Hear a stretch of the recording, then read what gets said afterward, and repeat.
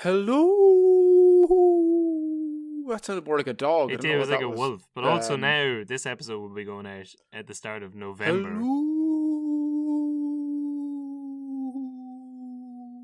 That was your best one yet. Yeah, but it's November 2nd or 3rd. I don't know, but whatever it is. That was my by best the time. One. But is this? I just forgot. Is this going out? I think it's going out on my birthday. Oh, that's right. Yeah. Yeah. So wait, your birthday's next Wednesday, is it? Let me check the I should know when my own birthday is. I believe it's next week at some point. You making it. I've opened up Google Maps. That's going to tell me. When you say next week, you're just making it a little bit more difficult for the listeners to steal your personal details. No, it's on Tuesday. So when everyone's listening to this, it's my birthday. Yay! If you're listening live, if you're one of those people that downloads it and listens to it afterwards, don't even bother. It's already too late. I feel like there's some other big event happening next week as well on your birthday. Yes. It's Dwight York's birthday. Dwight York. I don't know who that is. It's Kendall Jenner's birthday as well. I say as well, like it's important that it's my birthday. That people go like, oh yeah, it's Kendall Jenner and Colin Kaepernick and Jason Brennan. Is it Colin Kaepernick's birthday? It is. It's also Dolph Lundgren's birthday. Well, that's usually what I reference when it comes to it. Yeah. Because it's also my reference to my favorite line in a movie ever. I gotta tell you, just in case we die, that's the biggest dick I've ever seen on a man. Is that a Dolph line? No, it's somebody else says it. He says, I gotta tell you, just in case we'd both die, you've got the biggest dick I've ever seen on a man. And then they go out into the end scene, like the last final fight scene. Oh, like that dude's been in some fantastic films. Yeah. But all joking aside though, on a serious note, next November the 3rd is also King Leopold III's birthday. So it's not all fun and games. No, and it's also the day that Kanye West becomes president of America, which we should probably reference. Yeah, I mean, we're going to look quite foolish if Kanye West is president by the time this episode's properly out. And we didn't even talk about it. But listen, happy birthday to Dwight York. Happy birthday to you. I'm just looking at all the legends who sent us money over the last week on buymeacoffee.com. Mick Collins, 1921. I was trying to click into his thing to see what his real name is. I don't care. That's a good enough name for me. I like how he went with 21. He didn't go with 22 because he's like, well, that wasn't a great year for Mick in hindsight. I want him on. He's at peak Mick. He said, my favourite Irish history podcast hosted by two Irish comedians with shite in its name. That's one too many qualifiers for me, but cheers. Cheers, Mick. It's two less than I'm used to. Did you ever see... When I was in Cork, there's an independent politician in Cork called Michael Collins who represents Southwest Cork apparently, and I don't know if he has any policies or anything. I'm sure whatever the Cork leader asks him, what's your opinion on Fianna Fáil's fiscal policy, he just taps the Michael Collins name tag and then everyone claps and moves on. Yeah. May I remind you of my domestic policy once again? Tap the sign. Well, do you think that maybe everyone else is just too afraid to run? Because we've talked about this before.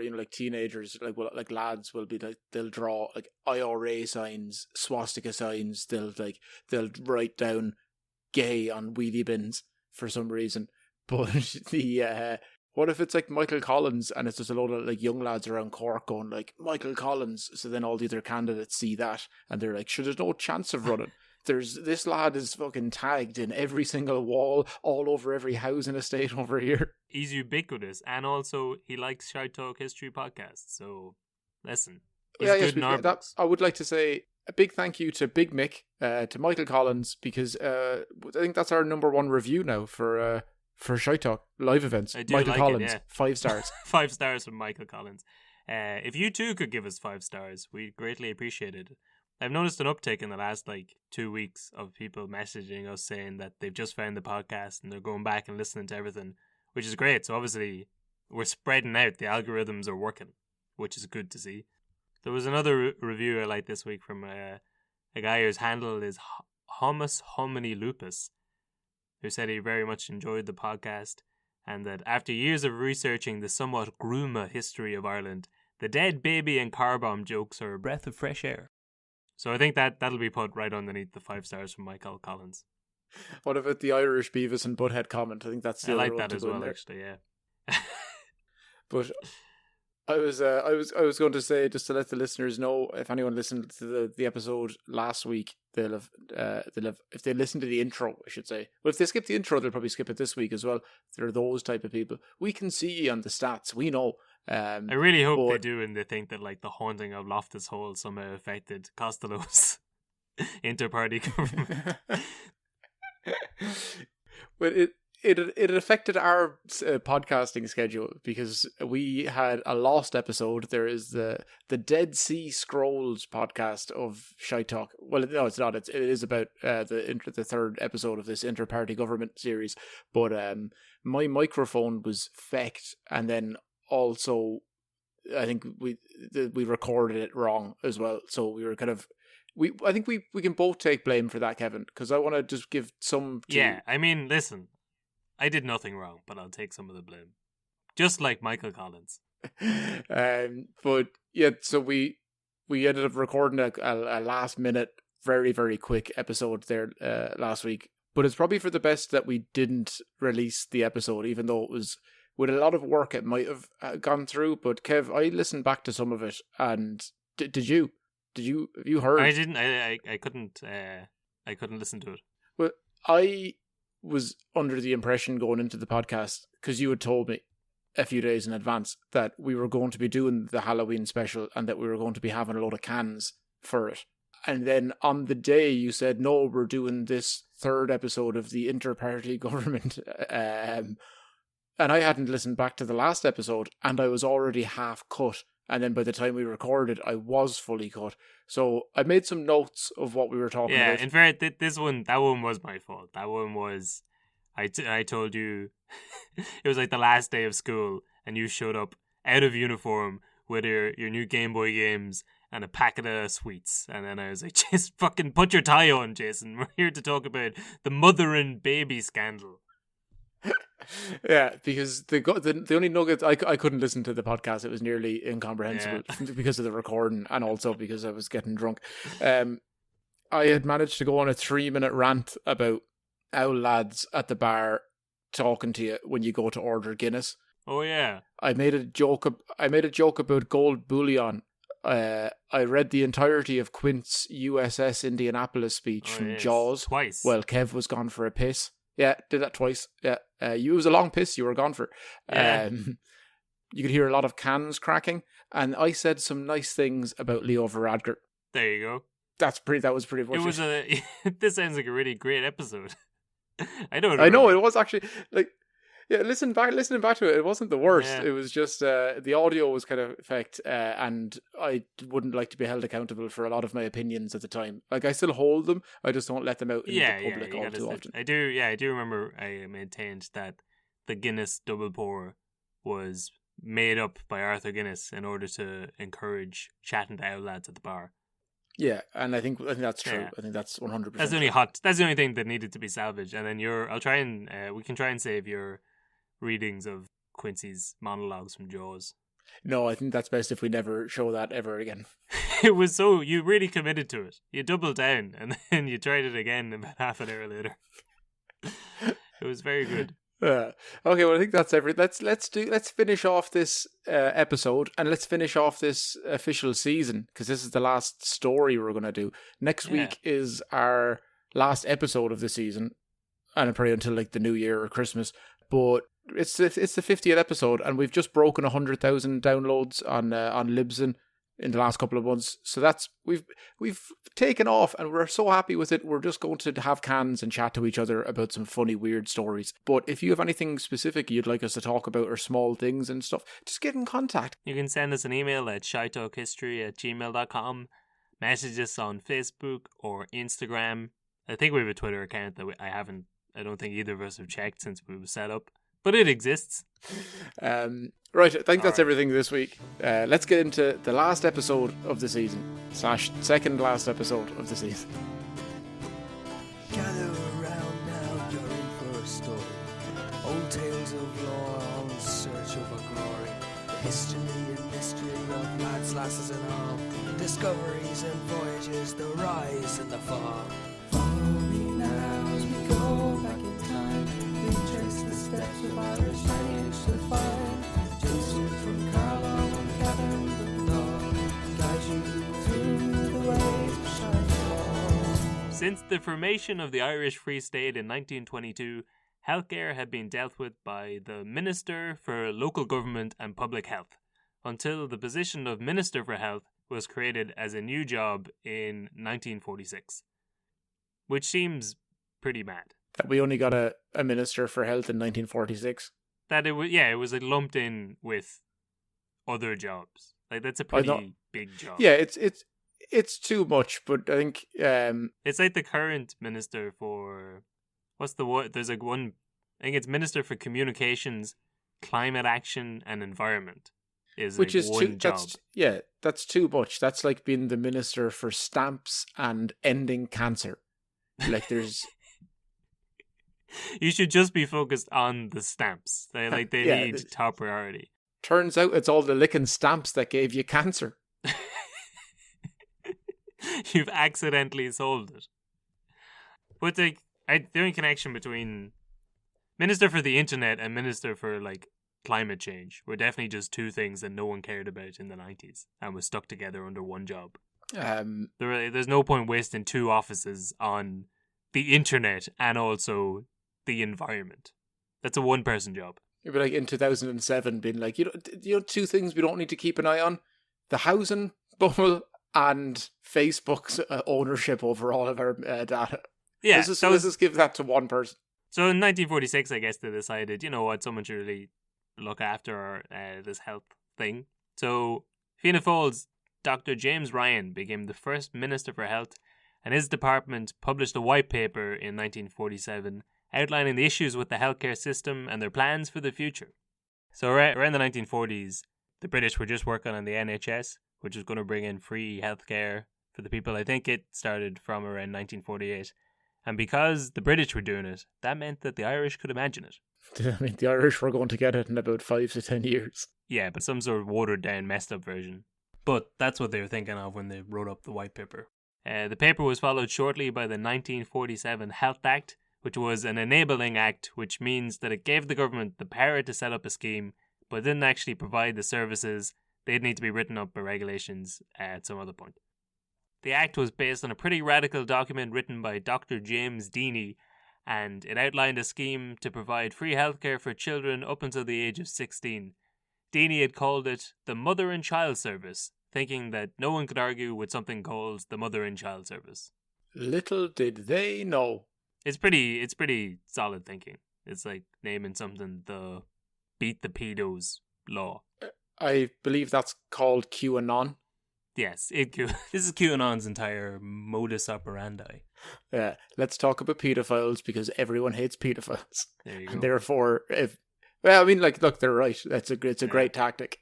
It was like that. Do you remember that guy, Clifford Reid, who ran, like the Irish politician who ran for election in like the mid 2000s? No, I think he ran in Kildare, but he ran on a platform of Stop the Pedophiles. That was his election poster. It's just him, and it says Stop the Pedophiles. If John Connors ever wants to run for office, that's going to be his slogan too. I think I'm back on John Connors' side. I think he apologized for being made a stooge, and he's grand.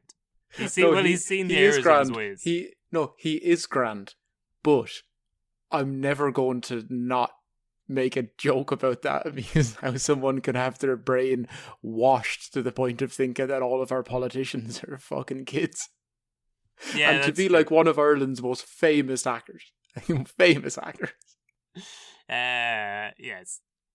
No, he definitely deserves shit for he got very easily led along. But it would be like, by a very small and angry man. You would never hear the end of it if it was like Matthew McConaughey had gone down with a gun to try and find out what was in the basement of that pizza parlor in Washington. Yeah, sure. Yeah, so let's all just admit it. He lost his mind for a couple of weeks, and it Yeah. was one of the funniest things to have played out in Irish media for the last 50 years. Yep. But as we covered in the previous episodes, in early 1948, Fianna Fáil called an early election to consolidate power, but they bottled it. They were out of power, and John A. Costello's new inter-party government was in. As part of the new cabinet, Dr. Noel Browne, a new member of Clan na Poblata, which was like Sean McBride's rising party. That was the reason that Fianna Fáil called that snap election, was to try and get some power back from them. So Noel Browne was made Minister for Health, a position which had only existed for 4 years, which I think that makes him the second Minister for Health ever. And it was his first day as an elected TD. First day in the job, and you're Minister for Health. Congratulations. What if there had been 17 ministers for health before that, but they just kept dying, and that's where they were like, we really need to get this locked down now. It's only with the advent of this position that we realise how necessary it was. It's the Irish government's version of the teacher for the Defence Against the Dark Arts. They just had a new man in every year. Alan Rickman. Yes, Alan. Every year, Dev would ask for the job, and every year they give it to someone else. This time was Noel Browne's turn, but Browne did a pretty good job though. He built some new hospitals and created some 8,000 new beds, using money from the Free State Hospitals Sweepstakes, aka the Irish Sweeps. Were you aware of this, that the Irish government funded the health system through a lottery? I think I mentioned this on the podcast before. So I came across it when I was researching stuff earlier, because at some point then they changed tact, and they, instead of funding hospitals in the health service, they funded every single GA pitch around the country. Yes, which is a much better use of the funds. But it just seems, they called it the Irish Sweeps, and they sold tickets to the Irish diaspora, and that was the only way they had money to pay for a health system. It's good that but it employed a bunch of people. It was genuinely, it was a great idea, and it's probably why we now still have a long-lasting affinity towards lotteries and local draws and stuff. Probably, yeah. And why ever since it's been gone, the health service has been shit. Yeah. So Browne was a fan of Fianna Fáil's Healthcare Act, and he intended to implement it himself while he was in power. There was a shockingly high infant mortality rate in Ireland. A lot of it coming from tuberculosis, or TB, that was the sexy name for it. Apparently at the minute, the infant mortality rate is 2 children per 1,000, and in 1950 it was 45. Okay, well, now that changes what I was going to jump in and say, because I was going to be like, that's still too high, but also 24 and a half times as much is way higher, but 2 per 1,000 is still, that seems like a lot. That is, yeah, because when I looked up these numbers, I wanted the shock factor of look how far we've come. I mean, it's not that far. That's still a lot. I mean, it's 43 people less per 1,000. It's a lot, Kevin. No, but considering it's been 70 of the most productive years in this country, we went from that's 1950 rates to now. Think of all the things that's happened, and yet we've only managed to save another 43 babies. What's happening? Save the babies. Something percent increase. How many people still die of? Well, you can't. It seems like Jason Brennan thinks that 2 dead babies is a reasonable number. But I suppose 2 out of 1,000 is about your hit rate with women, right? Listen, none of those assault charges ever stuck. You know that. I know everyone's very trigger happy in this Me Too. Are you the famous Irish sports star? Yeah. Is podcasting a sport? But for a bit of background about Noel Browne, Browne was born in Waterford, but he grew up in the Bogside of Derry. In the 1920s, his whole family contracted TB. It killed his parents and several of his siblings, but Browne himself was a lucky survivor, so it became a sort of personal issue for him to eradicate TB. And he also just loved how it rhymed. He really wanted to become the TBTD. It was a pretty dark time for him in his early childhood, Jason, but glad that you can see the funny side of it. Before the doctors knew what it was, though, they diagnosed him with TBD and then upgraded it to TB. But so he survived. He survived TB. It killed all of his family, so it became a sort of, this is his Batman moment. TB is his Joe Chill. In 1929, he was admitted free of charge to St. Anthony's School in Eastbourne, England. He then won a scholarship to Beaumont College, where he befriended Neville Chance, a lad with a load of cash from Dublin. What are the chances? Yeah, well, it was something of a chance encounter because Neville's father was a prominent surgeon called Arthur Chance, who decided to pay Browne's way through medical school at Trinity College, Dublin. That's lovely for him, but rewind it there a second. There's a surgeon out there whose name is Chance. Yeah, that's a good point, yeah. You're taking your chances, man. There's a surgeon there named Arthur Chance, yeah. But he did have the chance. This seems like a badly written play where all of his family gets killed by TD, and then he has a chance encounter with a man called Chance, who then pays his way through school so that he becomes a doctor with the aim of stopping TB. It sounds like a play that I would rip a new one. I would spend most of my life giving out about. Browne drafted two versions of the scheme, one with a means test and one without a means test. He explained to the government that the version without the means test would be very costly and that the other would have a limit of some sort, but he also gave a strong recommendation that the no means test would be his preference. You keep saying it almost tantalizingly, like you want me to make is the other one a kind test? There was the mean. Well, I suppose that is one of the arguments for it. That one of them is means. You've referenced it now 3 different ways without giving an actual name for it. Sure, was it called the kind test? Was it called the sound test? Yeah, when he presented the two to the government, he was like, "Well, we've got the means test, and then we've got the sound lad. No one's got a bad word to say about him test."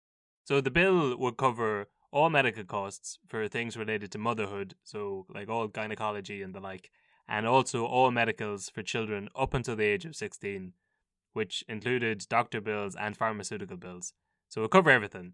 And one version of the scheme meant that there was a means test, so there'd be some cut-off point based on how much money the parents made, and then the other version, the no means version, which is the one that Browne was pushing for, which meant that there was no limit. It applied to everyone in the country. And he made his case to the government, and they all agreed that the no means version was the way to go. And we all lived happily ever after.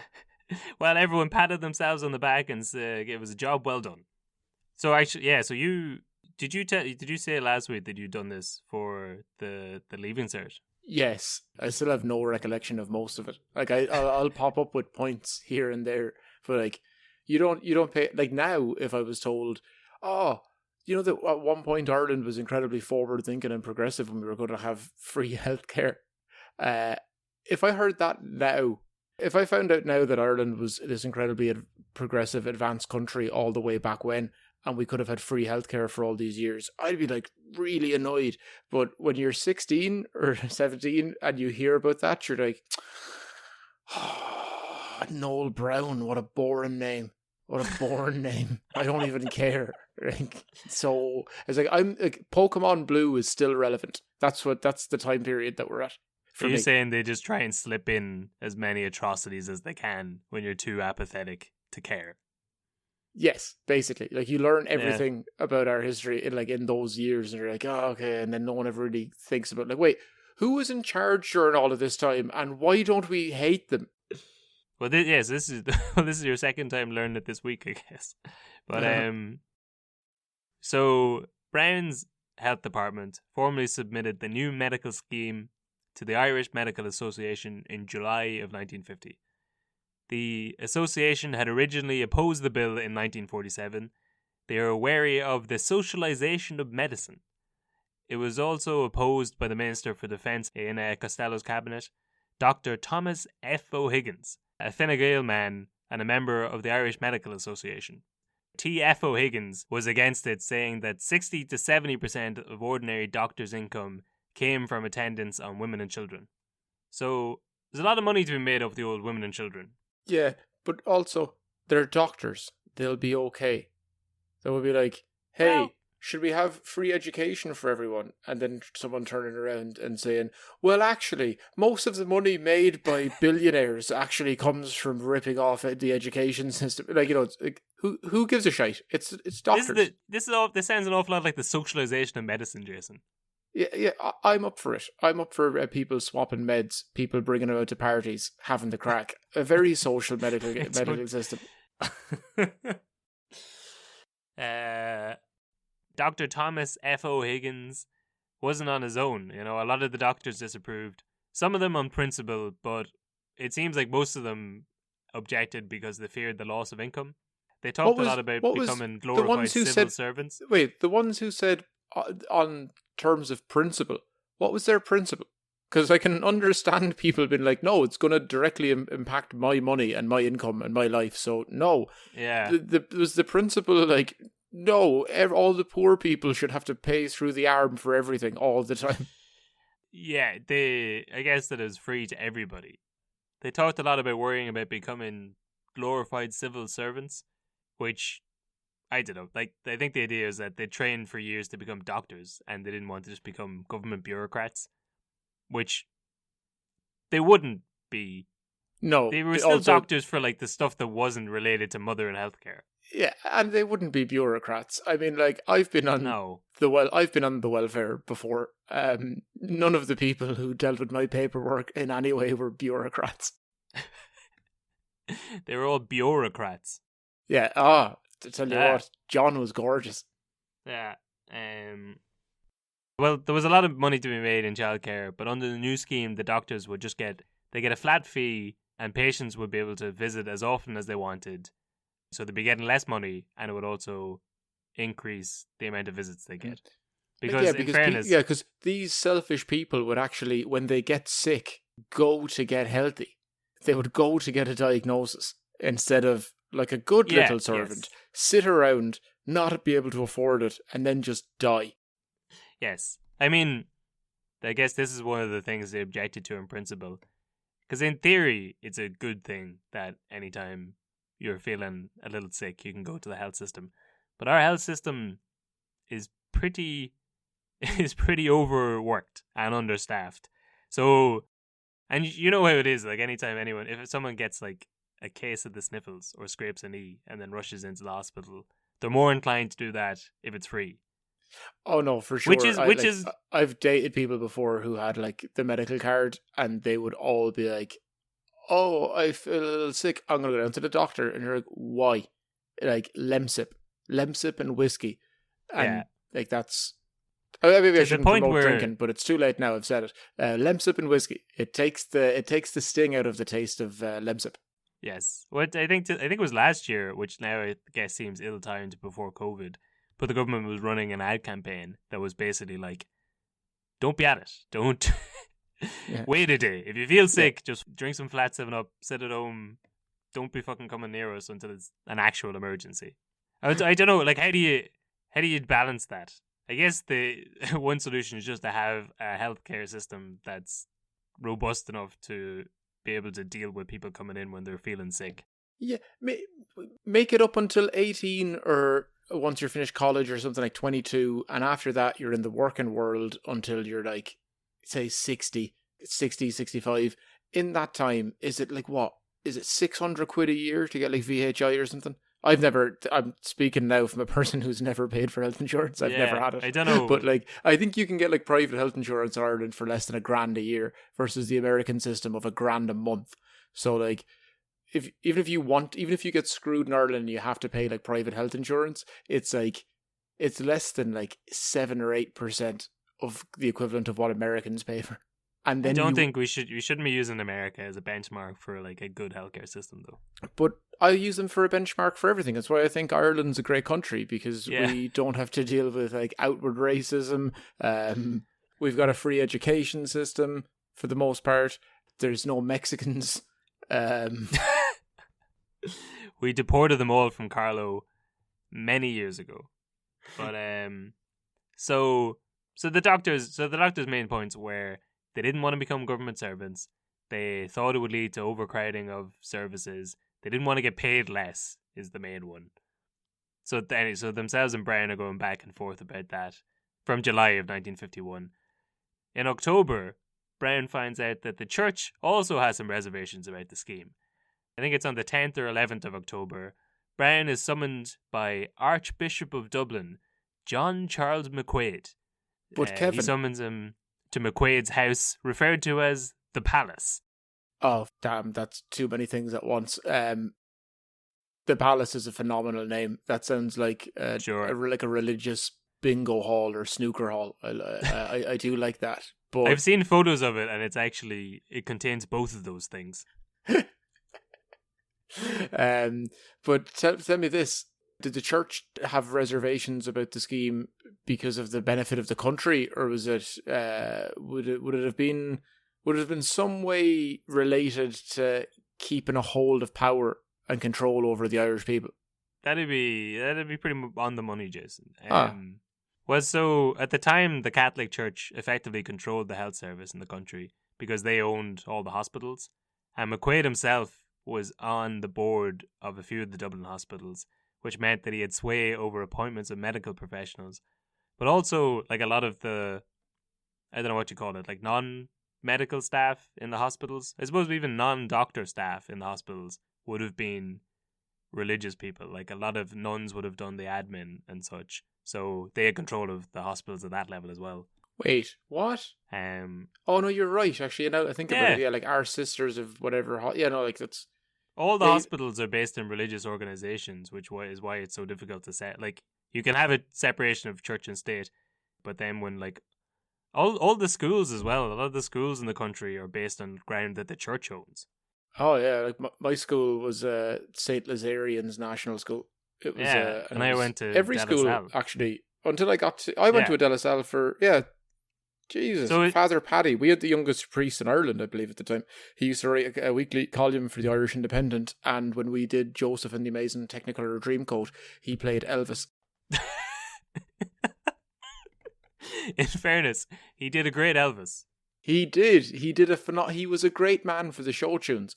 And then when he would be drinking, he'd roll up his sleeves of the black garb, and then it would be all Chucky Garlaw and IRA tattoos, and he'd play pool and start screaming things like "fuck the Queen, I'll dance on her grave." A good man for the pints, in fairness. Yeah.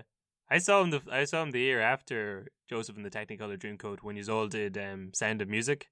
He played a great Elvis in that as well. He was typecast by year 3, but yeah. But then it was weird because he was the one doing all the casting. He did all the casting. Once he put those blue suede shoes on, there was no stopping him. Because I remember when we did Bullets Over Broadway, there was that point when he said, "I know what this scene's missing. Oh, come on, baby, let's have it on."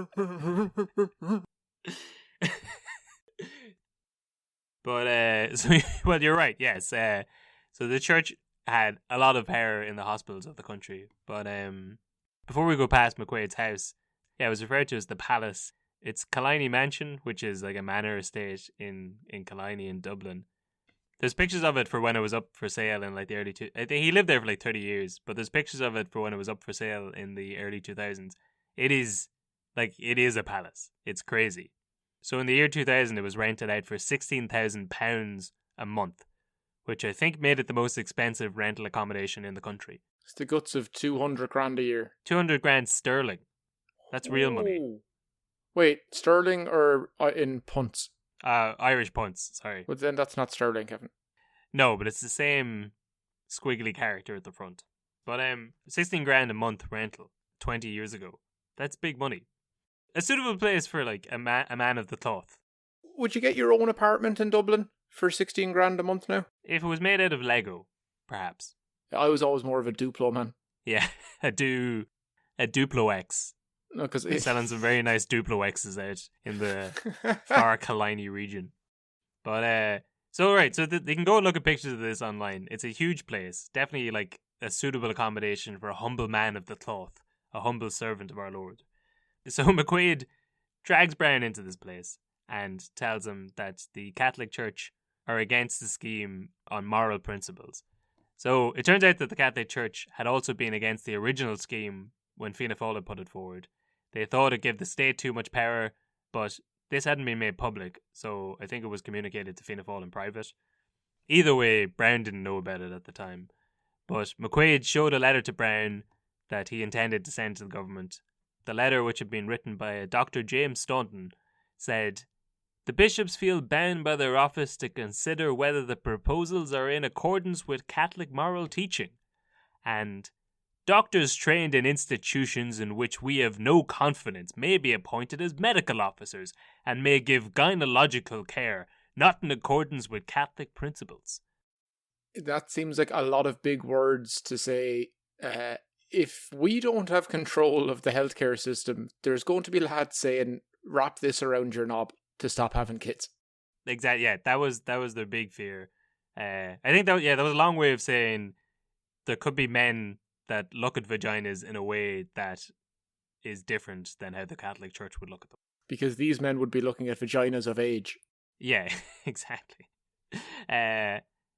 McQuaid told Browne that the health provision and physical education for children was the right of a parent and nothing to do with the state. So they seem like very anti-government intervention, pro-freedom of choice. Except it all seems to be coming from an angle of like, they just want people to make up their own minds, but they want people to make up their own minds based on what the priest tells them. I think that might be the only time ever the words Catholic Church and women's freedom of choice will ever be put together in a positive sentence. Whatever transpired between the two of them, Browne left the meeting thinking that he'd satisfied the church's questions. Later on, he would say that he'd made concessions on two important issues, but ones that he thought didn't compromise the main tenets of the bill. He offered to send the church drafts of the segments, or suggested that the church could draft it themselves and send it to him, or if they were really against it, he'd drop it altogether. Oh, that doesn't bode well. Well, no, these were just two parts of it which he thought were important, but they weren't deal breakers. Yeah, but then when you back down a little bit on those, well, give up an inch. What are they going to do, Kevin? What are they going to do? Well, he thought he'd done a good political job. He'd done a bit of compromise, the cornerstone of democracy. He left there with his head held high, and he went on to focus on what he thought was the real blockage, the Irish Medical Association. But the bishops, and McQuaid in particular, they weren't happy, Jason. So Browne went back and forth with the Irish Medical Association for months, until the following March of 1951. So his Taoiseach, Costello, tried to reason with Browne, asking him, "Do you want to go down in history as the man who did a good job for the health service of this country, or the man who beat the doctors?" A nice quote, very cinematic, but I also feel like it both could be the same thing. Yeah, that's a fair point, yeah. But, well, in the end, Browne realised he wouldn't reach an agreement with the doctors, so he decided to proceed with the scheme anyway. On the 21st of March, Browne requested the government press office to release a statement saying the mother and child scheme was official government policy, but Costello stepped in and had the publication stopped. He insisted that Browne clear up the problem with the Catholic hierarchy before anything else could be done. He said, "Whatever about fighting the doctors, I am not going to fight the bishops. And whatever about fighting the bishops, I'm not going to fight the doctors and the bishops." Another good quote from him there.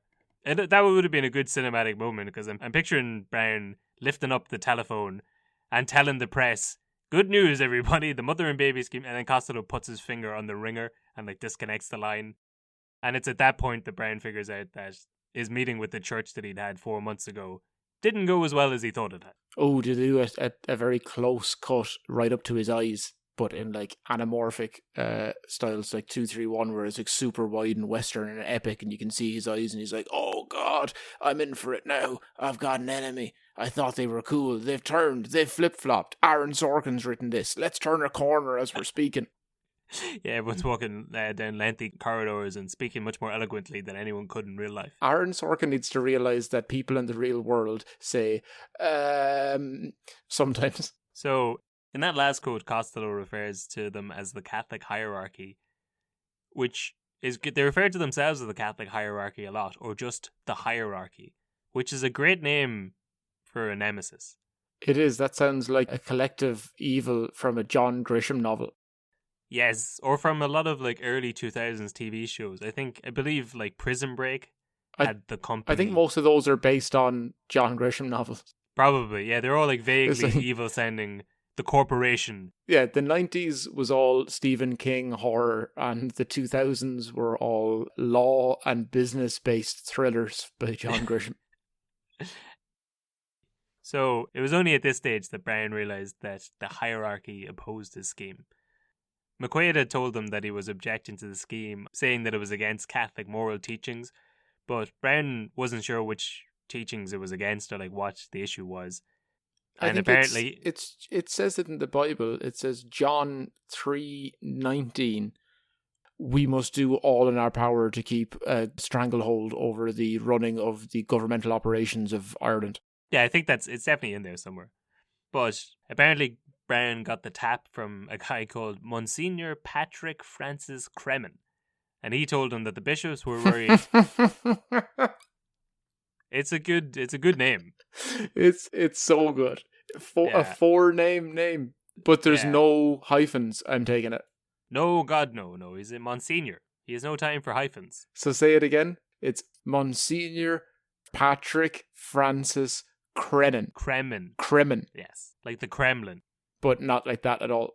No, his name is Paddy Fra, and he's just some lad from Maynooth. Monsignor Paddy Fra. But He told Browne that the bishops were worried that the act would pave way for abortion and birth control, which, in fairness, Jason, they were right about the slippery slope argument. Oh yeah, they were 100% right that that's what it would lead its way towards. I just don't understand why they would be against it. So this is 1951.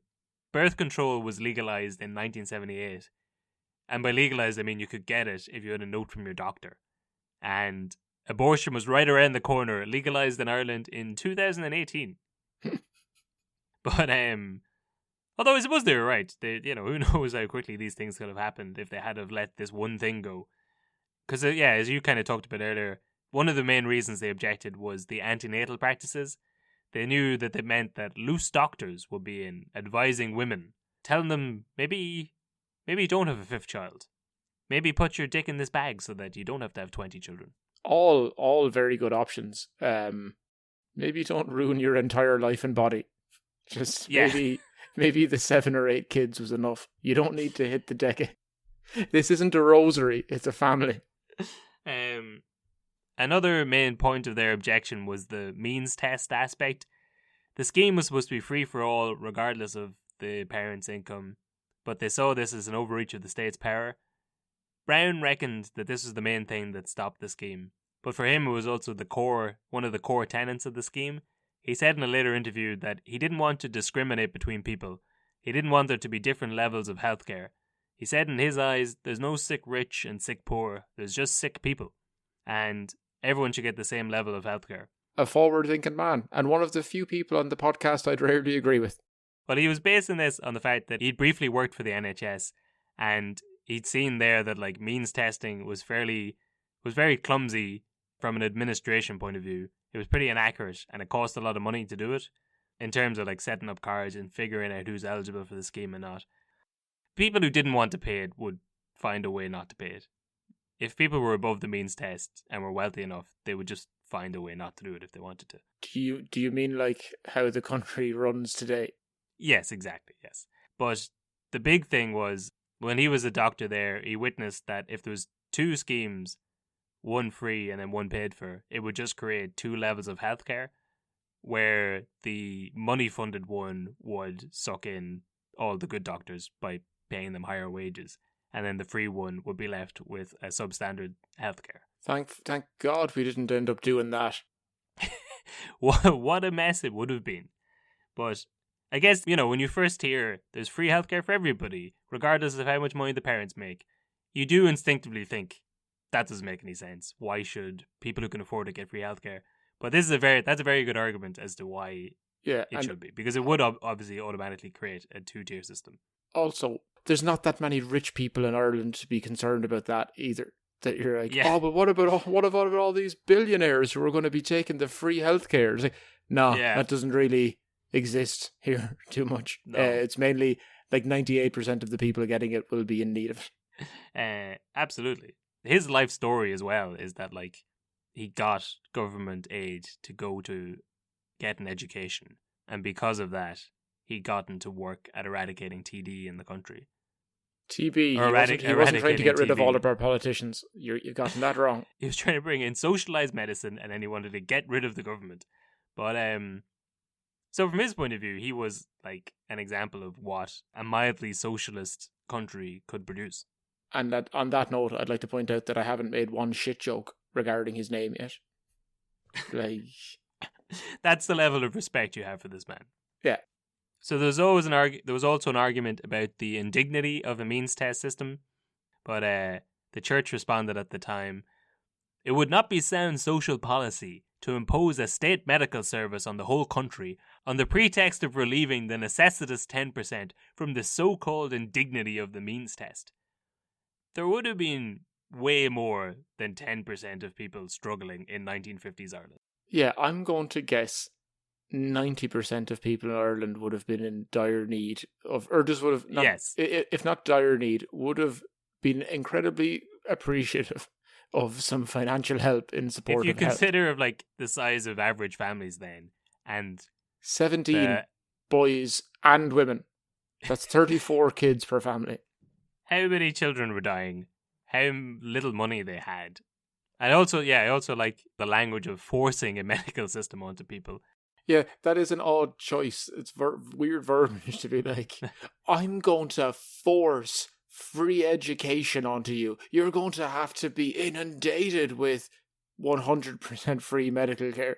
You know what? You're going to have to get a fucking blowjob. Fuck you. Fuck you. Although the church did have issues with forcing blowjobs onto people. But in a similar vein, Dr. Cornelius Lucy was strongly opposed to the scheme. Phenomenal name. It is a weird name. It's great. I love it.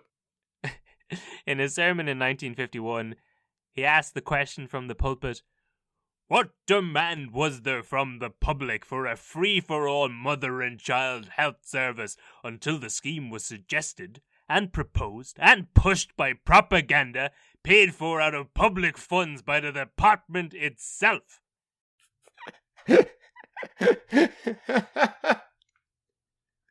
That's phenomenal debating tactic. It's like, I'm just going to use tone and aggression to just mask over the ridiculous facts I'm about to say. Yeah, see, if you listen to that in isolation, you're like, hey, yeah, this is ridiculous. I can't believe they're trying to force a free health system onto us, paid for by taxes. In an interview with Lucy in 1980, he said that the church's issue was that the scheme was monopolistic and bureaucratic. It concentrated too much power in the Department of Health. The church wanted the patient to have freedom of choice when it came to picking a doctor, and the church didn't want the medical service to be socialized and be under the power of the state and the civil service. 5 minutes ago, you were telling me that they didn't want the patient to have a choice because they'd go to some Johnny Newcomb lately fella who was going to be like, "Stop leaving your loading ones." Yeah, they don't. They want them to have a choice between the doctors that they've already chosen. Well, you're thinking about this all wrong, Jason. They want them to have the right kind of choice, okay. Not a real choice, but a Catholic choice. Sophie's choice. Would you like to feel guilty now or feel guilty later? But on the 5th of April, the Catholic hierarchy sent the letter to the government, and Costello said, "Well, that's settled then. We accept the letter." But Browne said, "No, we don't accept the letter." So later, when Browne was describing this situation, he referred to a time when Sean McKeown had come back from McQuaid's palace and said that they couldn't do a bill on adoption because the bishops wouldn't allow it. Browne remembered resenting the idea. He acknowledged that the government should listen to all parties in making a decision, but was also adamant that once the cabinet had made a decision, it should be followed through, and he resented the idea that the bishops could object afterwards, telling them what they could and couldn't do. Which is very fair. Yeah. I mean, you're not going to hear at me complaining. So when it came to the means test, He reminded the cabinet that they had already made their decision and that they had all agreed to the means test, and he conceded that he would reconsider his attitudes if the cabinet decided it, but he wouldn't do it on the grounds of someone outside the cabinet saying it. So this is his big movie moment. The letter comes in. Costello says, well, that's it. Open and shut case. The church have said no. Browne says, no, listen, we, as a government, decided what to do here. Slow rise. He pushes his chair backwards. Crescendo in the score. They break the 180 access rule to let you know that now there's a shift in power. You're now looking over Browne's right shoulder from a French angle instead of the left like earlier in a wider scape. It's a whole thing where he's like... I believe that Christopher Nolan took the interrogation scene from The Dark Knight directly from Noel Browne's response to this news. Yes, yeah. Basically, this is his Mighty Ducks quack moment. Where, I want to learn to play two-way hockey. So he gets the letter. He goes around each minister one by one, and he says, do you agree with this decision by the church? And each one, to a man, thinks back about what they had made a commitment to all those months ago. A free healthcare system for all. And they say, you know what? The church has a point, actually. I regret my earlier comments. I take them back. I'm with McQuaid. That's actually what they said. One, they all back out. All of them except one guy, Mike McKees, was the only one who said it actually did seem unfair. Sean McKeown, who'd backed out of the adoption thing, verbally attacked Browne for even asking the question. So, I think at this point it's worth saying that Browne was not a good politician. He stood firm on the scheme against the bishops, but he found himself alone in the Dáil. He managed to alienate most of his other party members, including the head of his party, Sean McBride. People resented him for getting the position he'd gotten. They figured, it was literally his first day on the job and he became Minister for Health, probably passing over a couple of other people. So there was usual Irish begrudgery. Here he is, coming in here with his experience and knowledge, trying to take the job that was promised to me by my uncle. Yeah, he did a pretty good job of it based on, being a doctor and having this Batman origin story where he just wanted to stamp out TD, which is killing all of our babies. But my cousin had that job, and I thought I'd have it too. There was also, he wasn't really good at the political game where people would do favours for him, he'd do favours for them. He didn't really operate like that.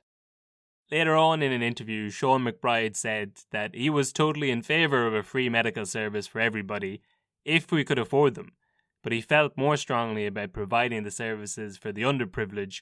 He wanted to provide free services to any family that was making less than $1,000 a year. So $1,000 a year in 1951 money translates to about $40,000 a year in 2020 money, which is not a lot for like healthcare. No, and like 40,000 per household. 40,000 per household, so two people. That's nothing. Say you've got two kids, and between two of you, you're making 40 grand a year. You don't have an awful lot left over to spend on healthcare. No, you don't. Especially like if you're hitting like if both people make €400 a week, they're not getting healthcare. Yes, they have to pay for it themselves. So that seems like a pretty low threshold for that to be the means test. I don't know if that was the church's. That was what McBride had said. I don't know if that was the figure that was being bandied around, but like that's not a good threshold. Yeah, you're right, Kevin. People who make below 40,000 a year shouldn't get free healthcare. They should just go crawl up in a hole and die and stop being a drain on the system. You were right the first time. Well, that's the other side of the argument. I mean, is it better? You should help the people who need it the most rather than get nothing done. So for some reason, Sean McBride had a suspicion that Browne wanted to split up Clan na Poblita and that he was using the mother and baby scheme as an issue to do so, and also to get back at the hierarchy. He thought that the issue could easily be solved if Browne just knuckled down and made some compromises. That is what? It's similar to the earlier thing where Costello thought that he was just trying to get one over on the doctors or something.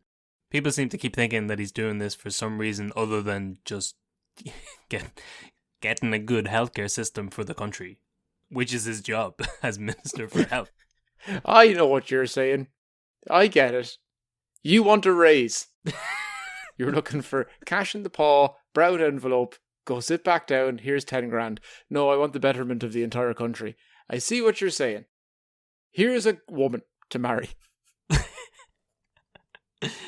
So what's this really about? Brass tacks. You want to break up my party, don't you? You're jealous of Clan Republica. You want my job. I see how it is. Say, I don't. Okay, I would resign if you put this bill through. So you want to disband the entire party. You don't even want my job. So, as a last-ditch effort, Browne appealed to the hierarchy and asked them for a ruling on whether his scheme really was in contrary to Catholic social ruling. But in the end, the bishops voted with McQuaid. So, in April 1951, Sean McBride demanded Dr. Browne's resignation from the ministerial position. According to Costello, Browne had been told by the government that he could have whatever time he needed to make his decision, and whenever he was ready, the government would be there waiting to move on to the next step together with him. And then the next thing he knew, his own party leader was asking him to resign. But I don't know how true that is from Costello. Browne now found himself against the bishops, the doctors, and his own cabinet. So eventually he submitted his resignation to Costello, and Costello handed it on to President Kelly. The resignation took effect from the 11th of April 1951. In his letter he said, "I had been led to believe that my insistence on the exclusion of a means test had the full support of my colleagues in the government. I know now that it had not. Furthermore, the hierarchy has informed the government that they must regard the mother and child scheme proposed by me as opposed to the Catholic social teaching. This decision I, as a Catholic, immediately accepted without hesitation." Which is not true. No, also, it's a long-winded way, because to be honest, I thought what he had said was, from my knowledge and memory of leaving cert history, I thought he had said, I believed that I had the entire backing of my government, but it turned out that they were all talking Brown. Mic drop. There you go. In honor of Noel Browne, this podcast will now be called Brown Talk. Which actually probably would have been a better name in order to get past those censor algorithms. Yeah, they're really not kind to us. They hate us. No. So I know this is the buzzword of 2020, but in an unprecedented move, after his resignation, Browne leaked the letters that had gone between McQuaid and the government. He gave them to the Irish Times, who published them, prompting the question, how often was this happening? That the church was telling the government what to do? Oh, he's in for a rude awakening. Yeah, well, I guess this is the first time the public heard about it, but they're also thinking, like, the country is 95% Catholic, why not just listen to the church? Since they listen to the church and the government listens to the people, you're cutting out the middleman, you know? Why not go right to the tap? Just do whatever McQuaid wants. But Costello, anyway, was annoyed at this. He said in the Dáil later that he regretted the letters being published. When asked in a 1970s interview on 7 Days with Peter Thornley, Thornley asked him if his cabinet tended to take the word of the bishops without hesitation, and Costello said, "We didn't merely tend to take it, we took it, and I think that's the correct attitude for any Catholic government to take." I thought he'd say, what does hesitation mean? He maintained that if they were told by an authoritative person in the hierarchy that a piece of legislation was against Catholic teachings, then they were bound to acquiesce to them. "I do the same again," he said. He was asked, "In a democratic society, people vote for candidates, and do you really think these candidates have the right to accept the rulings of unelected bishops?" Costello replied, "Not only do they have the right to do it, but they're under duty to it." So... his last quote from him, in a speech from Browne's resignation, Costello reaffirmed his alignment with the church, saying, "I am an Irishman second, I am a Catholic first, and I accept without qualification, in all respects, the teachings of the hierarchy and the church to which I belong." Wow. Yeah. Yeah. And like when you listen to the interview, he's he's not meekly like, oh, well, you know, the church had their position and they said that, and, you know, I'm a good devout. He's very gung-ho and very proud of the fact that he just, like, did whatever they said. And I go at it again. And I'd go at it again. And in the morning, the church does be there with 2 wafers and a cup of holy wine. And I go off it. And I take the shirt off of any man's back that will try to give free healthcare to the women and children of this country. Bastards. And I take the vestments off anyone's back. We might need to reference that for non-Irish listeners or people not in the Paddy Losty know. Yeah, tell the good people at home about Paddy Losty. The famous Dublin pint man, and I'm not going to explain that, but there's a famous Dublin pint man called Paddy Losty, who, if you Google him, you'll find a YouTube clip of him giving the best spiel of how much he drinks per day, and it's my favourite audio in the world ever, so much so to the point that I got an app that was a soundboard that was just every single line of that speech broken up into a different button as an option to click. So you could do it, you could make a remix of Paddy Losty. And then someone took that down from the Android App Store. The phone that I had it on broke and I lost it forever. It's a heartbreaking tale. But sure, look, we'll go at it again. So Costello's whole thing was, I was just following orders. And by God, I'd do it again. But now, Kevin, was gung-ho about it. Would there be an army or a group of people maybe that make beers and cars and such to a high quality that have said that before in the past? Yes, actually, yeah. And then, well, this this kind of goes into a bit of like Costello's background, but before he became Taoiseach, back in the early 1930s, a group had formed known as the Blue Shirts, whose job was to protect the election meetings for Cumann na Gael, who were like the pro-treaty party led by Cosgrove. It was after the 1932 general elections when the IRA started to disrupt Cosgrove's meetings. The Blue Shirts evolved as a defence organisation, and they adopted a nice little blue shirt to identify themselves in the crowds. So then later on, the leadership of the Blue Shirts, including General Owen O'Duffy, started to get a little bit fascisty. And as tensions grew between themselves and the Fianna Fáil government, the Fianna Fáil government pushed back against the Blue Shirts, and the Blue Shirts decided there was strengthened numbers and joined forces with Cumann na Gael and the Centre Party to form the new Fine Gael Party, also led by Owen O'Duffy. And although Costello wasn't a Blue Shirt himself, he joined up with Fine Gael in 1933 when the Fianna Fáil government tried to bring in legislation to ban the wearing of the Blue Shirt in 1934. He defended the Blue Shirts in the Dáil when the Minister for Justice at the time said that other countries were bringing it in. The Minister for Justice and Peace and Air Travel and the price of a pint of Guinness. And how long your grass can grow and noise regulations at the weekend. But he was talking about how other European countries had brought in bans against other movements similar to the Blue Shirts, and Costello said, "The minister gave extracts from various laws on the continent, but he carefully refrained from drawing attention to the fact that the black shirts were victorious in Italy and that the Hitler shirts were victorious in Germany. As assuredly, in spite of this bill and in spite of the Public Safety Act, the Blue Shirts will be victorious in the Irish Free State."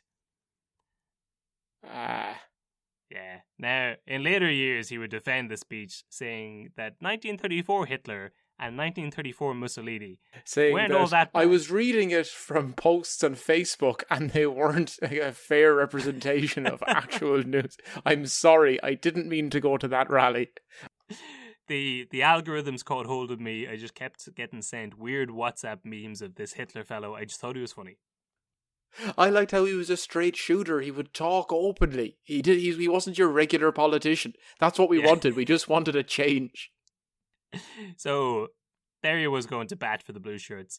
There is an argument to be like this is pre-World War II, but it is very much post. Like, I don't know, when did he wrote Mein Kampf in the 20s? Like he was he was up to no good. Started causing trouble in the neighborhood. I think that's the nicest way anyone's ever referenced the work of Hitler. Do you know, he was a over bit of there, a minx. He was up to no good. He was trying to annex the Rhineland. It was downright wrong, is what it was. Well, let's not say things we'll regret in the morning, okay? But so that's where Costello's head was at. I do think that line, "I'm an Irish man second and a Catholic man first," is particularly telling of where he was at. So the government limped on after Browne's resignation until the end of April, when this is the final straw, Jason. Minister for Agriculture James Dillon. The straw that broke the camel's back. And then, do you know how much the camel had to pay to have his back fixed? Well, it was a whole lot more than if it was on a free government health scheme. Yeah, it's been full whack. But Minister for Agriculture James Dillon refused to increase the price of milk. And that was it. The coalition lost the support of two of the independent TDs and the government collapsed. Oh, although that's so Irish. I love it. It's perfect. That's that's the end of this podcast, isn't it? That's how this whole story ends, on milk. I was okay when Costello changed the dominion status of our country without following proper procedure and announced it in Canada. I was all right when that upstart Everett handed over a post office to that dirty low-down rat from Baltinglass, and I was fine when the Catholic Church stopped the democratically elected government for following out its mandate. But you make milk too cheap, Mr. Dillon. You've lost yourself the support of me. A mad independent TD voted in on the Stop the Pedophiles bill. I ran for the Stop the Pedophiles platform, and the pedophiles want cheap milk. Well, so I don't actually know if the government automatically fell because they withdrew their support. I think so. But either way, a month later in June, a general election was called, resulting in a new Fianna Fáil government. They're back, baby. Hey, that didn't last long. No. So, although despite everything, Fianna Fáil only won by one seat. It doesn't matter if it's by a seat or a mile. Vin Diesel's winning this drag race, Kevin. So in the vote for the next Taoiseach, it was also a close call. Costello got 72 votes for himself and then 74 votes against. But it was Dev who roared in with 74 in favour and 69 against. Dev was back. Still not the figures you'd like to see for someone who's elected to run the country. You'd like to see a little bit more in favour of one way. Yeah, I suppose. But listen, this is his 500th year in power, so he's waning. It's his 500th election, Kevin. I think he's been in charge for 2,000 years. It's been now. Sure, yes, of course, yes. Yeah. Daddy Dev was back in power. So the new Fianna Fáil government introduced a modified version of the health bill in 1953, which led to the creation of the Volunteer Healthcare Insurance Board, also known as VHI. Ah, there we go. Yeah, and then this also introduced the two-tier private and public healthcare system that we still have today. And in fairness, yeah, it does work pretty well. I'm doing this podcast from a country where it's about like a couple of £100 to go to a doctor for if you have the sniffles. And then if you have to go to the hospital because they're like, we've never seen sniffles like that before. They're like, that's because they were just cocaine sniffles. Well, you've gone to see a specialist and now it's 50 grand and they're replacing your septum. Yeah. No, you're right. It could definitely be an awful lot worse. But it could also be a hell of a lot better. Oh, it could. Oh, that's basically my tourism board slogan for Ireland. Like, yeah. So I'd be like, lads, it's not great, but it could be an awful lot worse. So Noel Browne's proposal had been free healthcare across the board, regardless of means test, everything to do with motherhood covered, and the child pays no medical bills up until the age of 16. Fianna Fáil came along in 1953. A little bit of a compromise, Jason. Compromise is the cornerstone of democracy. That's something Noel Browne didn't understand. And they haggled with the bishops and they got it down to the children to have free healthcare up until the age of 6. Okay, free healthcare up until the age of 6, at which point the children go to boarding school ran by the church. Yes. And to clarify, that was 6 weeks. Oh, well, considering the numbers at the time, that's longer than most kids were living. It's the first 6 weeks are the hardest, and if you get through them, hey, you're ready for life. You've got free healthcare up until the day you die. Well, this is about right. Why don't we put a grand total of 6 weeks on this? It also wasn't available to the entire population. It excluded the top 15% or so. The Protestants couldn't have it. They weren't interested in it anyway. It was like the first round of all medical treatment was blessing by holy water. I think it would do more damage to them than the. That was administered by IV drip for the first 2 weeks, and then after that, if you're still alive, they'd move on to medicine. But sure, the Protestants of the NHS, they were laughing. Yeah, I've never the greatest used medicine. it. I've never used it. I've heard how good it is. But then I've also heard it can be shit as well. That you're like on very long waiting lists for a long time. I know, but I think it's the same way that like we complain about the healthcare system here, and Americans are like, you don't know how good you have it. I think the British complain about the NHS, where there's a mild political scandal here at the minute where the Healy Rays have been booking buses to bring people from Kerry across the border into Northern Ireland in order to get procedures done at like whatever it is. Like say they drive across the border, they get it done in like 2 weeks as opposed to waiting for months. And it's one of these political scandals where like the people are given out to the Healy Rays, and it's once again one of these situations where like they're doubling down and making sure that they're always going to be elected in their constituency. Oh, 100%. Like I know they're cowboys, but at the same time, and to make it better, the man who drove the bus was drunk, and they said that was grand because he was a farmer who lived in a rural part of the country, and he said once he didn't have over 4. And agreed to drive on the cat's eyes on one of the wheels on the way home to make sure that he knew by the sound and vibrations that he was still on the path. Sure, what more would you want? They're madmen who will only look out for what their constituents want and don't believe in climate change or general social progression. But Kevin, I don't want the climate to change either. At the same time, instead of getting annoyed at them for just playing to their constituents' needs and giving them things like healthcare and lifts home from the pub. What if you just fucking give us healthcare and lifts home from the pub? But I love they really do go above and beyond, because like even when you'd see it on say like the Savage Eye, and I guess that's who they're like taking the piss out of in it. Well, it's kind of every rural politician, but they have that scene where he's like, oh, but sure, look, he fixed the road.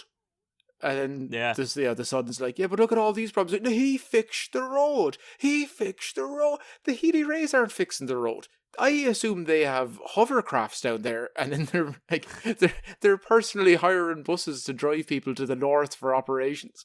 Like this is, I don't know how they're not presidents of Kerry. Like just the president. They are. Kerry should secede, and they should elect the Healy Rays as their president. I put good money on that happening before 2025. But when you're on about the climate not changing, I was in Kerry a couple of months ago. I saw a sign like as I was driving along the road, and it looked like one of those "say no to pylons" or "say no to wind turbine" signs. I don't like it when people gang up on people online either, Kevin. I think pylons are they're unfair. No more pylons in the wrestling ring.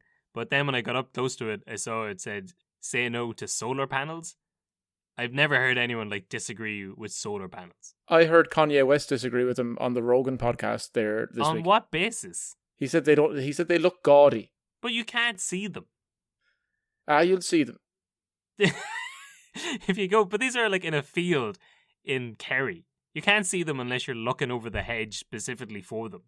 Like I don't agree with the wind turbines are ugly, so I don't want them argument. But at least, like people can see them. I don't want the wind turbines because I'm sick of Spanish lads coming along attacking them.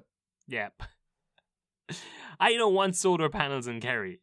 Taking all the heat. It's cold enough already. I disagree with it on a fundamental level.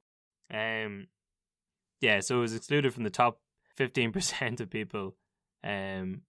Although the mother and baby scheme was approved of by the bishops, Fine Gael voted against this version of it, although Browne himself voted for it. So he's willing to change now, just to get it through. Yeah, to get it through in some means, I suppose. Well, rather than means none. being the operative word. So for years afterwards, the public debated the leaked letters and the church's influence on the government. And as the time went on and the infant mortality rates across Europe dropped, as European countries brought in the likes of the NHS, whereas they stayed relatively similar in Ireland, people started to feel that they were cheated out of the free healthcare system.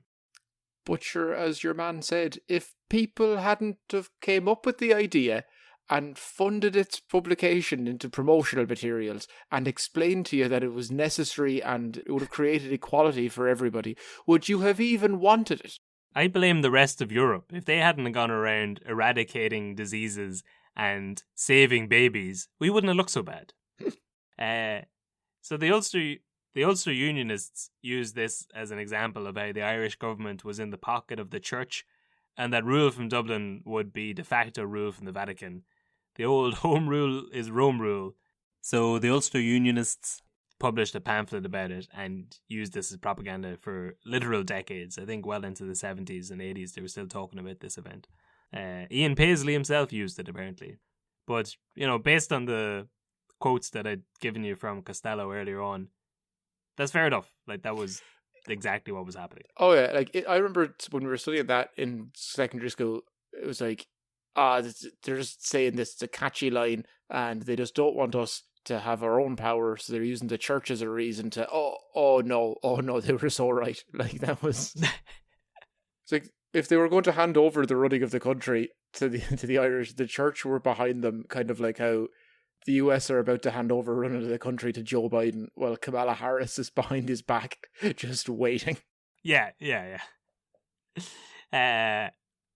That's pretty much it. That was the end of the first inter-party government. So Costello is like painted as the reluctant Taoiseach, which does seem to be accurate, that like he really didn't want the job, and the only reason he was forced into it is because when all the parties got together, he had no, I think they referred to it as your national record, because he had no part in the 1960 Rising or the Civil War or the War of Independence. Apparently during the 1960 Rising he had been out playing golf and was annoyed at the fact that he couldn't get home because of the blockades. He didn't realise what it was, I suppose. But that's where he was at. Like, he was a very successful lawyer. Like, I've read quotes from him where he was just involved in politics as a way of like broadening his horizons, sort of. It was like a hobby to sort of make him a more well-rounded person and a better lawyer. I'm mainly just trying to be a politician so I can get better contacts to grow my law firm. Genuinely, that is what he was at. And he was happy enough just being a lawyer. He was a very good lawyer by all accounts. But he's reluctantly put into the position of Taoiseach the first time. So he says, well, I'm here, I better not make any... I better not fundamentally change the fabric of this society. Low-key, keep the head down. But then he comes back in 1954 and leads the second inter-party government. So, not so reluctant the second time, I suppose. He gets into the swing of it. Okay, interesting. I feel like there's probably an episode about this fella that would reference this in a slight way, but he seems like he has a lot more on him. He does. He's an interesting man. Also, I just like hearing you struggle with pronouncing his surname. More episodes on Costello. But he's an interesting man. I know I gave you those quotes from the Blue Shirts things earlier on. Yeah, I don't know. Like, he said he regretted them later on. He said it was purely locker room talk. You know what it's like when you get two fellas together in a room alone. Some things come out that are joking. They're in a jovial nature. This isn't meant to be taken seriously. It's only meant to be taken seriously if it's done through the media or actually to your constituents. I believe that's what he was saying. And Noel Browne himself went on to help eradicate TB pretty much in the country. So I'm going to talk a bit about his life and sort of muddies the water of who he is as a man. But the fundamental story of like this guy had most of his family. I think his dad died from TB when they were in Ireland. They all had to move to England then afterwards. His mother died, I think, within 2 weeks of getting to England. She died in a workhouse. A lot of his siblings end up dying from TB. He becomes a doctor due to this chance encounter with a man called Chance. He goes on to enter into government, becomes the Minister for Health, a newly created position, on his first day on the job. He goes on to help eradicate TB from the country, the disease that killed all of his family. It's a hell of a ride. Now, all that being said, he wrote an autobiography called Against the Tide. He released that in 1986, and that's it was called And Now On to the Liars. Yeah, well, see, that's the sort of vibe. It's hard to know. Like, he did a lot of good, and he seems to be a man, when he believed he was right, he would just ignore everything else and steadfastly work through that goal. Wasn't good at talking to people, it seems. Well, like, he seems like a very divisive figure. People who liked him thought he was a genius who was driven and single-minded, and people who didn't like him thought he was cantankerous, difficult to deal with, rude and obnoxious. So, any successful Irish man, basically. That sounds like the reviews for this podcast. Sure, yes. The book was a bestseller and sealed the public opinion of Browne being like a brave Lone Ranger standing up against a cowardly, spineless cabinet, which might have happened, or maybe he was just a difficult jackass who wouldn't compromise with anybody. But he continued on in politics anyway. He stood for Fianna Fáil afterwards and then got expelled from the party. He ran as an independent. He then created his own party called the National Progressive Democrat Party. He then quit them and ran for Labour. He then left them to start up his own party called the Socialist Labour Party, and then he left them. So he ran for pretty much every party in his political career and got kicked out of them, including two which he set up himself, which doesn't speak volumes to him as like a reasonable man. No, not at all. He sounds like an absolute nightmare to work with. Yes, yeah. He won't cede on anything until it's too late. It probably doesn't say much about who he is as a man, but it does mean he's not a good politician. Like not ceding or compromising on an ideal in any way. Yeah, to the and point where he can't just get along. Yeah, he'd rather his idea not get done at all, rather than get done the way he wants it done. Do you know, I reckon either of us, if we were ever elected, that won't ever happen. But if, because of the system, obviously the listeners of this podcast would like to see that come to fruition. But if we ever were to be in power, I reckon I could get away with being an elected TD and not getting kicked out. Just, yeah, do you reckon? Just say nothing ever. Barely go to any. Like, just don't do anything. Or be one of the fellas who's in the Dáil when there's 7 people screaming about the actual important issues and everyone else is out at lunch, and then you just look good for being there. Because whenever, like, fuck you, Deputy Stag, and there's about 4 people in the chamber. Yeah, but if you're one of the 4 people and they're just like, and Brennan, what fuck you too. I don't know what you're about, but I hate you. At least I'm here. I'm trying to listen. I'm playing devil's advocate. I can just picture you at a poster hung up in Carlo now. Jason Brennan, vote number 1. At least I'm here. It's an attendance-based job. It's much like my college degree. I'm not here for you, but I am here.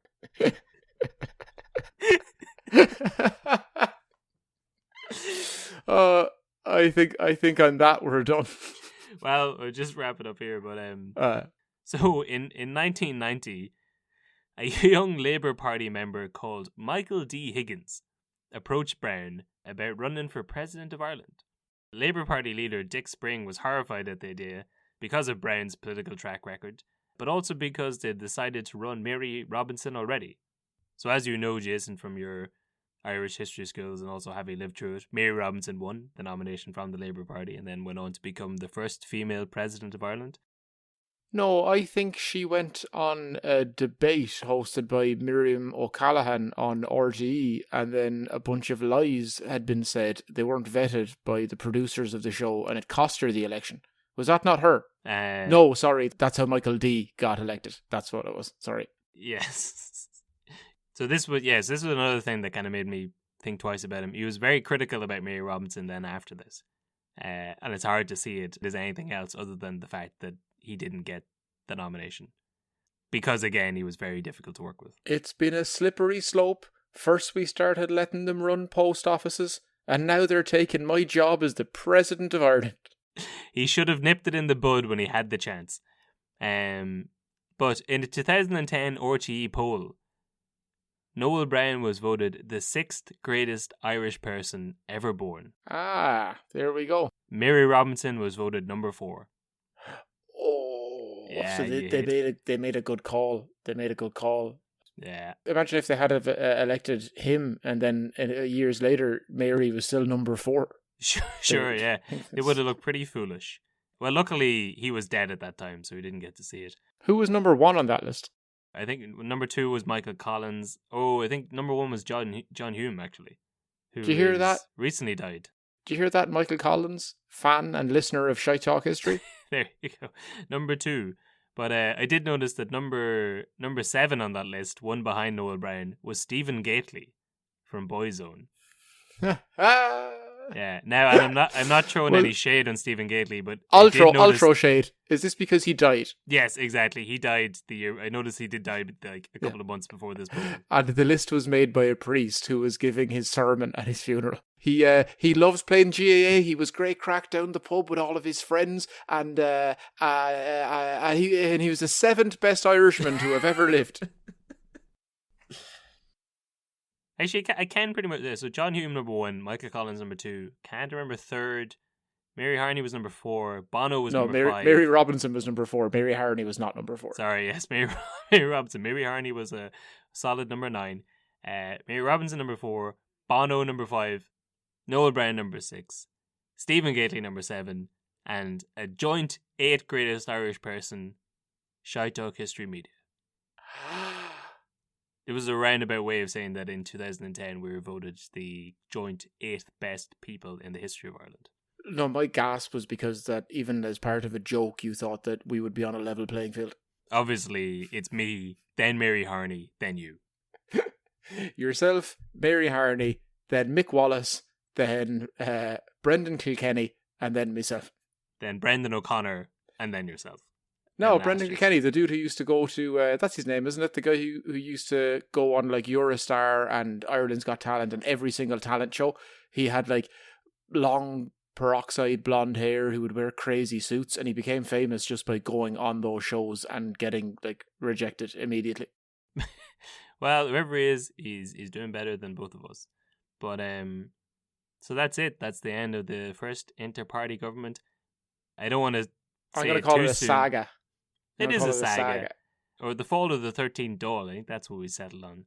And I do like that the first saga I wrote was about the 12th, and this one's about the 13th. I don't know what the 14th one is going to be. But about Thierry Henry's handball that stopped us from going to the World Cup. There you go. I saw, am I right in saying that one of the Dundalk players who was playing there against Arsenal during the week, I saw a tweet from one of them saying that like he'd been such a Thierry Henry fan when he was a kid, he'd wanted it to be his confirmation name. And he'd requested it from the priest, and they'd said no initially, and then the priest came back to him like a week later, and it turned out that Thierry was a saint and that it was okay. So his confirmation name was Thierry. I thought you were going to say he wanted Henry to be his middle name, but he wanted it specifically pronounced Henry. I'm just after looking it up here. It was Michael Duffy. But that's pretty much it, and that's been the second big saga I wanted to do for this season. Start and end on a saga. Yeah, brought to you in conjunction with COVID-19. All this made possible by their great lockdown. So yeah, I think we'll have Random Stories and Cans episode next week for the 50th special, and then we'll be signing off until 2021. Or let's Christmas. We'll say Christmas. Yeah. Yeah, we'll do a Christmas themed show. We'll do with more planning than the Halloween themed show, and then we might even do a New Year's one. We'll see, but we'll be back in early 2021 properly. We'll be back with a full episode on John McQuaid himself, maybe an episode on Costello at some point. But yeah, thanks everyone for listening. Thanks for all the lovely messages, all the funds, all the support over the last year. Yes, it's been great. It's been great. We're actually a proper podcast now. We've 2 microphones. We can record in separate locations. People don't look at us hanging out the window of the old Kevin Smithfield apartment thinking that we're voyeurs. We've moved up in the world. We have. And next year, 2021, at some point, we might actually be recording back in the same room again. That's when it'll really kick off. I don't think that'll ever happen again.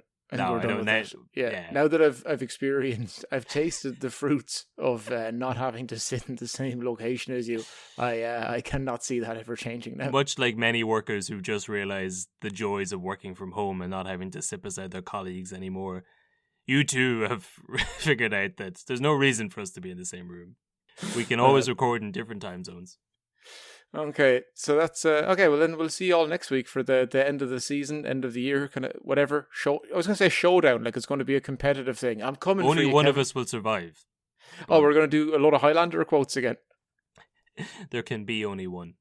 But right, goodbye, and chat to you next week. Good luck. Good luck.